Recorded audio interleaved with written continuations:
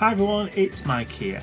Now recently I was asked a question in the comments section of one of my YouTube videos, and the question was, what are my top 5 elements in art journal page design? And I thought that was such a great question that I thought that I would actually do a full video based on those top 5 elements. So that's what I'm going to do today.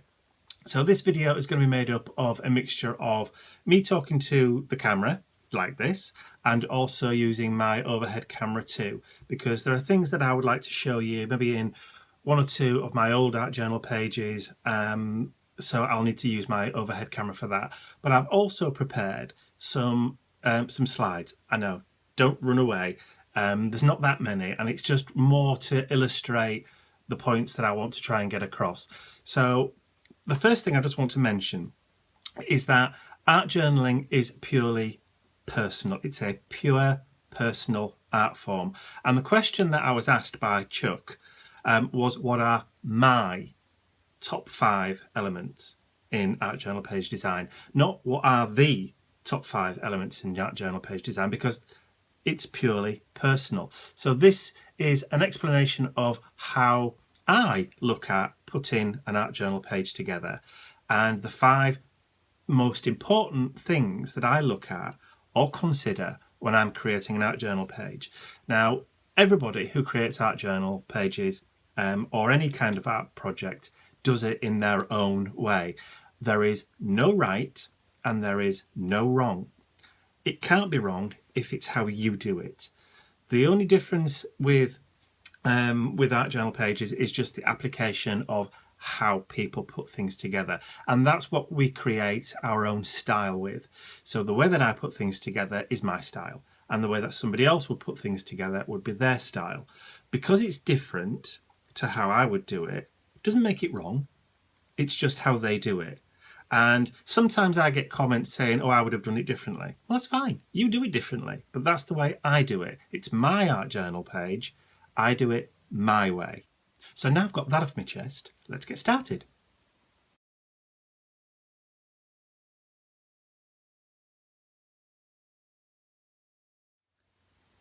Now, with most top 5s or top 10s, you normally start from 10 or 5 and work your way up to number 1. Now, the way I'm going to do this is I'm going to do it in the way or the order that I would actually put things down on paper. So for me, the number 1 is the focal point. So when I create an art journal page, my biggest thing that I look for is the focal point that I'm going to use on that page, or what is my page actually about. And for that, to illustrate a little bit more about focal points, I'm going to switch over to my overhead camera so that I can show you a couple of examples of how I've done it, and also some images that I would use as a focal point.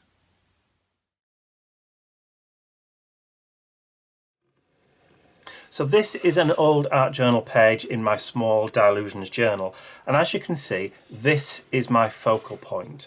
So when you open the page up, then this is what you will see.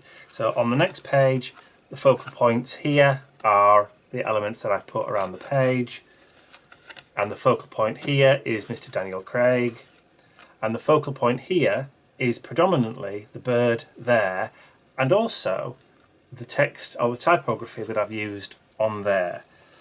On this one, the main focal image is here. So it's mostly photographic or graphical for focal points.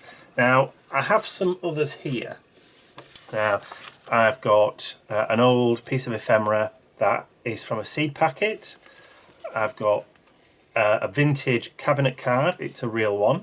It's not a reproduction. This actually is a real cabinet card. I have a picture of a birdie from a calendar, and also a piece or a photograph that I quite like the look of from a magazine article. Now, the focal points really are the main thing for your page. It's what your page is about. Now, they're not mutually exclusive, as in there can be other things that determine what you want to put on your page. You may start off with a quote, a phrase or a song that you have in your head, and then you may look for an image that goes with that to put your page together. So none of these are done in any particular order, but normally I find an image and that's what's going to be my focal point. If I have a quote or a phrase, then I will look for an image that goes with that quote or phrase. So let me just use one of my other art journals as an example. Now this image was sent to me in Happy Mail, and so this was my main focal point. So from that image I was able to determine how I wanted it to be laid out, the colour scheme that I wanted to use, and then I went and found a quote that fitted the image. Now sometimes you may start off with your quote and then go and find an image. Sometimes you may start off with an image and then go and find a quote. For me, it can be either or. So for me, a focal point is very, very important for the production and creation of my art journal pages. And it is the focal point that 9 times out of 10 will determine the colour scheme and the layout and that kind of thing. So for me, number one is definitely my focal point. And I don't think you can have enough magazine pages, pictures, that kind of stuff. It's one of those things which you, as an art journalist, I recommend that you go off and you start collecting. Even if you just put them in a carrier bag or in a plastic wallet and keep them to one side, finding that focal point for an art journal page also helps you get inspired. So for me, that's number one.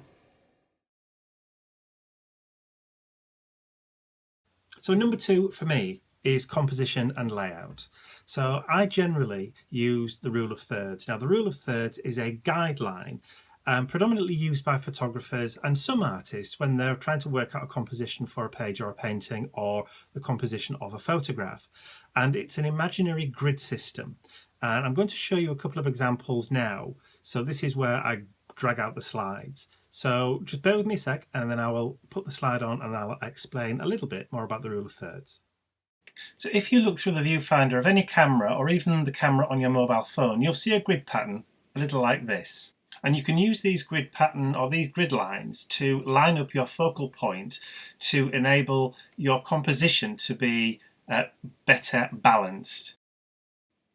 In this example, the focal image of the lighthouse is aligned up with the right-hand vertical grid line, and it just helps in the composition of that photograph. So you can see that on the right-hand side, and then the landscape at the bottom kind of sweeps over to the left. Now this is a principle that you can apply also to your art journal pages.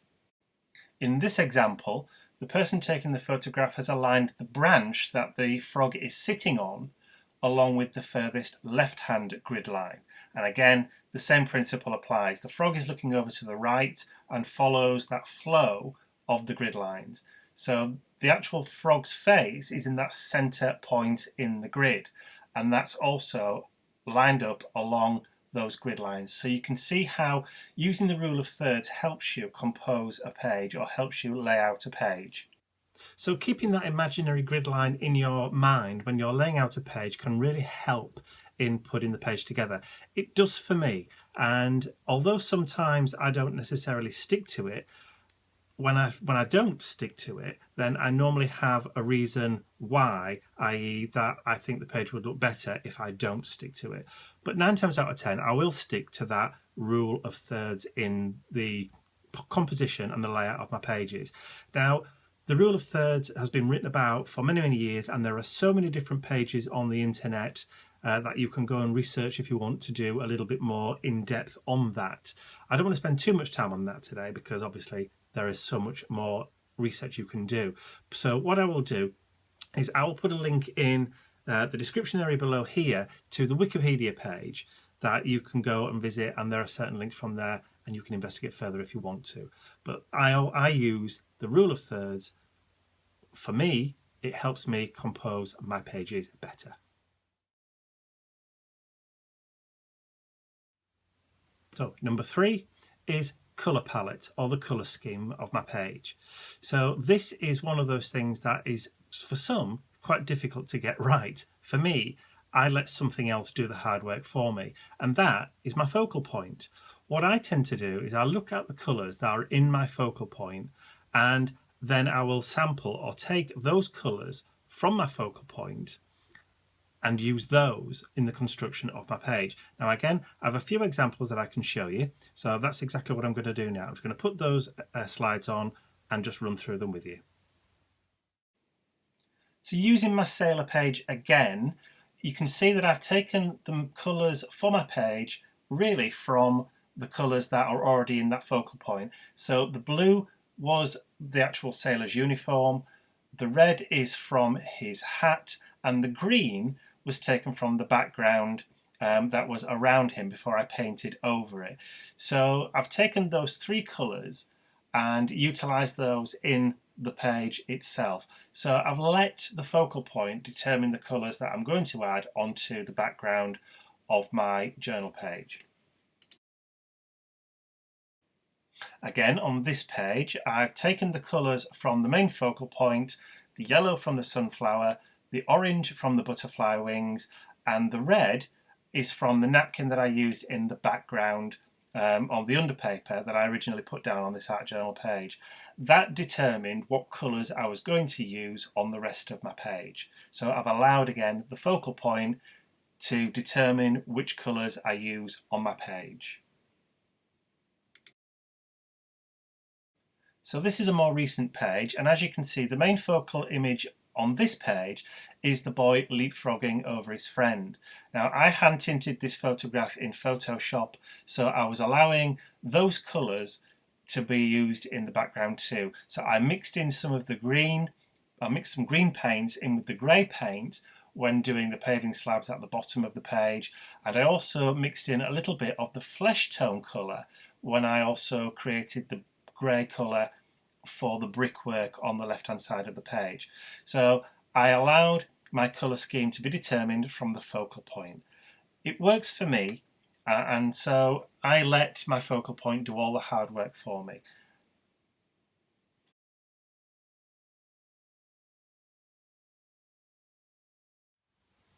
So number 4 is typography, or the quotes and phrases that we use to put in our art journal pages. Now, some people, when they're adding quotes and phrases to their art journal pages, they tend to do it always in the same style. They write it in the same way. They try and do it in the same style throughout the entire of their art journal. Now, for me, my typography and my quotes and my writing in my art journals is as different as the focal points that they're accompanying. Now, what I'm going to do is I'm going to switch over to my overhead camera and I'm going to flick through one of my older art journals just to show you a few examples of how I do my typography or add my quotes and phrases in different ways. So let me just flip over and then we'll get started on that. So this is an old art journal page of mine. So this has got the date of the 30th of November 2014. So about a year and a half old. Just move my tea out of the way. Now, as you can see on this page, there's quite a lot of typography that's been done here. Now, this has been done with a stencil, and my main phrase or quote has actually been written with one of those Sigma Uniball rollerball pens just up the main focal point figure here. So, two different ways to add typography. You could use a stencil or you could handwrite. Now, although I did start handwriting in my art journals right from the word go, if you like, I'm never happy with my handwriting, and it's something that I've developed over the 18 months since I did this page. Now, I also want to show you a different type of page that I did a while ago using a different type of typography. So on this art journal page, I just printed, I think these actually were words from the Tim Holtz Chit Chat stickers.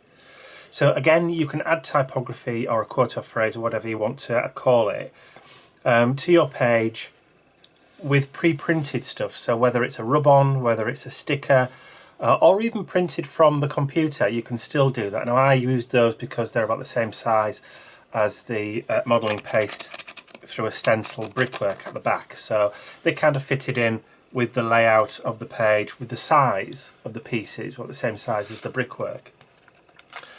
And on this one, again, this was done through the computer. So I typed it out and then added a font to it that I liked, that I thought would go with the main image, and then cut it out and then just added it to the page in that way. So that's an old art journal page. So I'll just put that to one side and then bring in a more recent one. So this is from my Circle journal, and this is from February this year, so that's 2016, where I've stamped the typography around the outside of the page. Now again, the placement of the typography in this instance is determined by the shape of the page. It's a circle journal, therefore it gets circular typography, but there is a little block there too.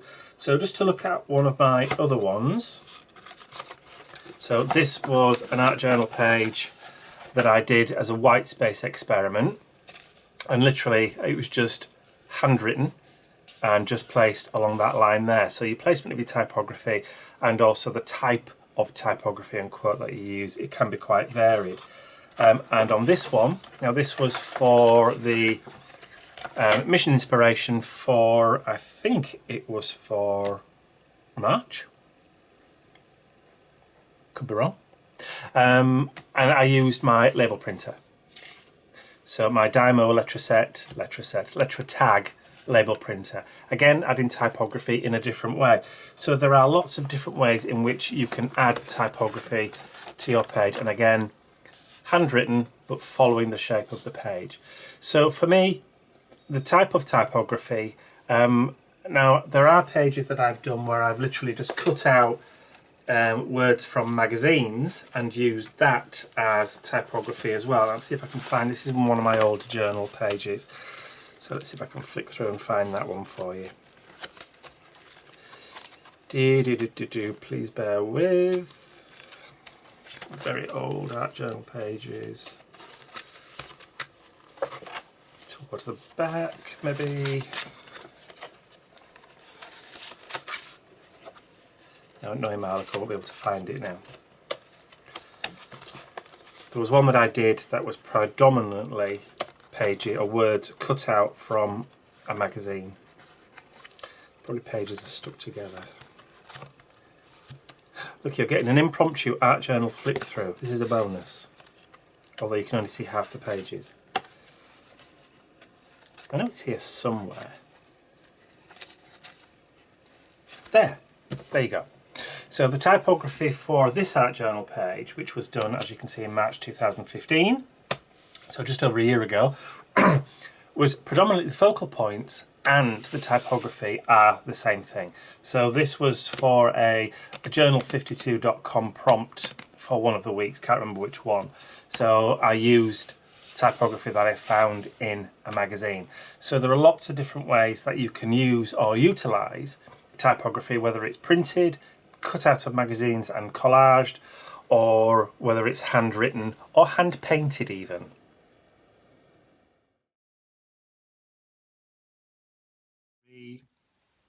So number 5, lastly but not leastly, we have finishing touches. Now, finishing touches to an art journal page are the last things that you do before you say, that's it, enough's enough. And this is probably one of the hardest things for people to learn, when to say enough is enough. But enough is never enough until you're happy with the page. So if you want to carry on going, you keep on going, because you've only got yourself to please, nobody else. So adding finishing touches can be anything from just a question of making splatter marks with a fan brush, or by adding glitter or anything like that, or even mark making. So finishing touches are just as important as the focal point, because sometimes you can use those finishing touches to tie everything in together. So when you're looking at your colour scheme, you may wait until the very end to add the final colour with your finishing touches, and that's what will finally tie everything together. So, and I've got a couple of examples where I can show you how I've done that. This is an art journal page that I did in February of this year, and if you look at the main focal point here, the bird has quite a darkish cast to it on the wings and just at the back of the head, and nowhere else apart from down here at the bottom does black appear apart from the writing and also the line around, of the lines around the borders of the boxes where my typography is. So over here, down at the bottom, there was no darker colour. So I did black splatters with black paint. Well, you can't do black splatters with white paint, can you? It was a stupid thing to say, but you know what I mean. I did splatters with black paint. Now this ties the pages all together and makes it just seem as though it's all one composition.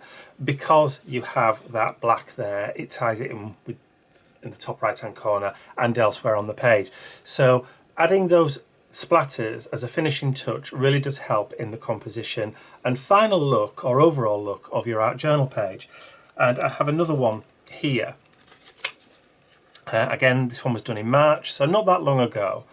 And the main colours on this page are dark, the blacks and the browns, and you've got that old, tea dye kind of effect there. Now I waited until the very end before making marks with some lids or some little circular thing, a little pot lid like that, and added red paint. Now adding the red paint over here ties it in with the red from the playing card and this little piece of ephemera here. So it kind of adds that red across to the left to kind of balance it. And just to go back onto that rule of thirds, as you can see, I based this line down the right hand side and then brought that across. So you can see how I'm actually starting to use that rule of thirds in the pages. So this is more of a definite rule of thirds page than anything else. And again, this was an experimentation in white space, so nothing went up there at all. So leaving right to the very end, your final colour can also help the composition and layout of your pages. And once you've added that final colour, then you can take a step back and say, that's it, I'm not doing any more to it. And finally, on this page that I did, again in, well, around about Easter time, obviously, it was predominantly greens on this page, greens and creams, and I waited until right at the very end before adding in the distress colour at the bottom, and then using a speckled like splatter stamp with a brown ink, and that helped tie the whole thing together, because that's where it brought the brown from the bunny, the Easter bunny, into the rest of the page. So those finishing touches, as I say, can be left. You can introduce your final colour right at the very end if you want to, and you can add your final marks, your final gems, your final bits of embellishment to your art journal page, and sometimes they can be just as important as the main focal point. So there you have it. That's my top 5 elements for art journal page design. My own personal opinion, that's just the way that I do it, and those are the 5 things that I think are the most important when I'm considering doing an art journal page. And as I said previously at the beginning of this video, art journaling is a purely personal process. It's a personal art process for the person that's doing it, and that includes you. So if you're doing an art journal page, it's yours and you do it the way you want to. So just remember, the next time somebody says to you, I'd have done that differently, just smile sweetly and say, but you didn't, because it's mine and I did. That's all from me. Thanks for watching. I hope you enjoyed this video. If you did, please remember to give it a thumbs up, because it really does help. And if you haven't subscribed to my YouTube channel before, you can do so by clicking the button at the end of the video. That's all from me. I'll see you all again real soon. Bye for now.